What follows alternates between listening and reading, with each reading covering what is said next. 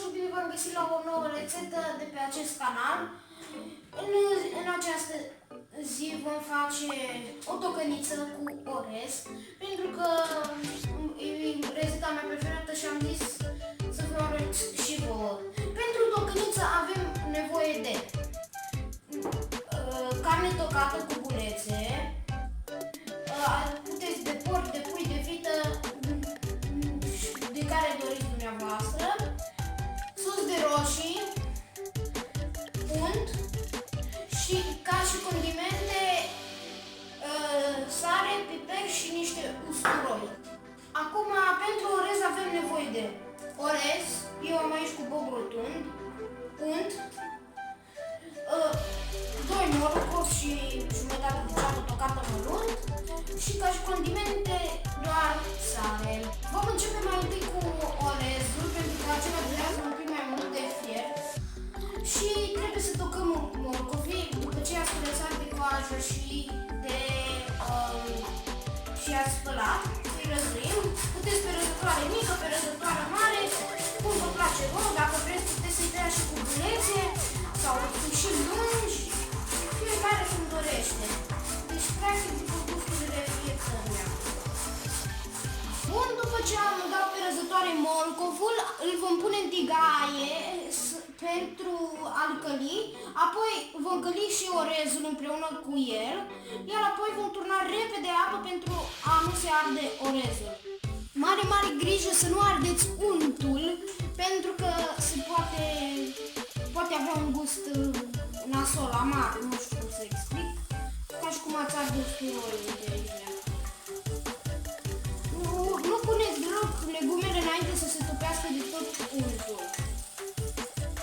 Dacă nu aveți unt, puteți folosi și ulei, doar că untul o să-și dea un gust mai bun un pic. Dar fiecare cu preferințele lui culinare. Am topit untul, acum vom pune morcovul și ceapa. Ne călim să nu se ardă, pentru că nu o să fie bun. Focul mediu să fie și după ce puneți orezul și apa, tocăniți. Acum punem orezul. Eu am aici o cană de orez, dar voi o cană e cam pentru 2 porții. Dacă faceți mai mult, puneți mai mult orez. Îl călim bine de tot pe el.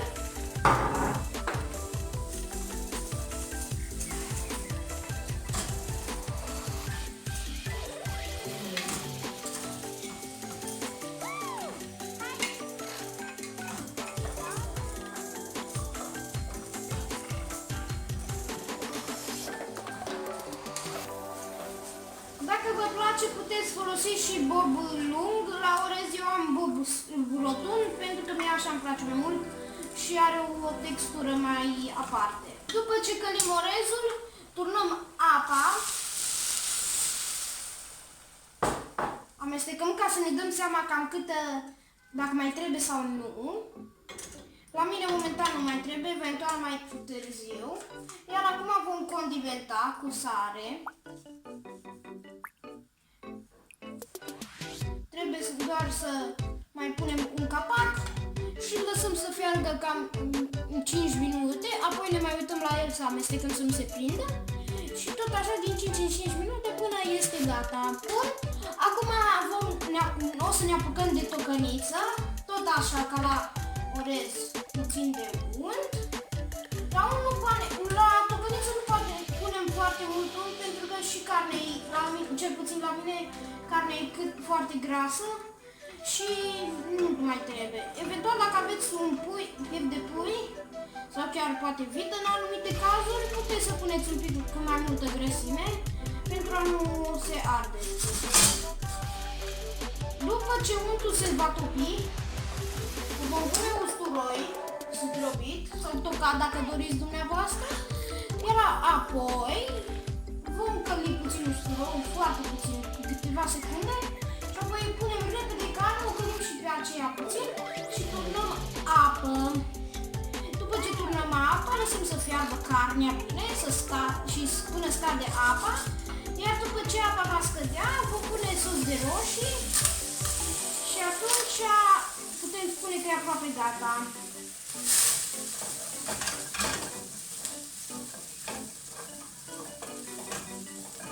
După ce s-a călit usturoiul, turnăm repede carnea, dar mare grijă să nu o turnați cu tot cu apă, pentru că s-ar putea să sară, mai ales dacă folosiți ulei. Amestecăm și pe aceasta să se călească puțin.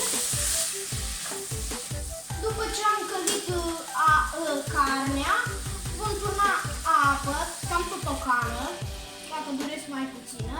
Mai fac o cană pentru că e suficient în cazul meu, că am puțină carne. Tot la fel condimentăm sare, după gust, și piper tot după gust.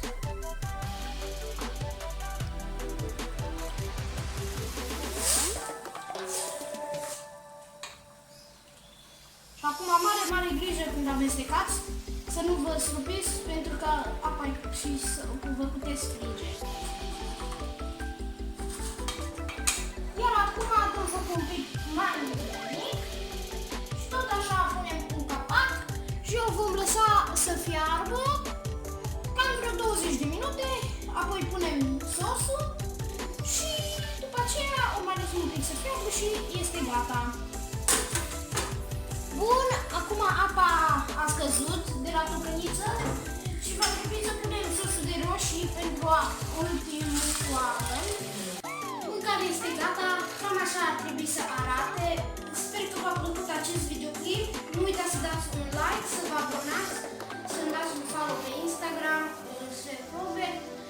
și până data viitoare, numai bine! La revedere!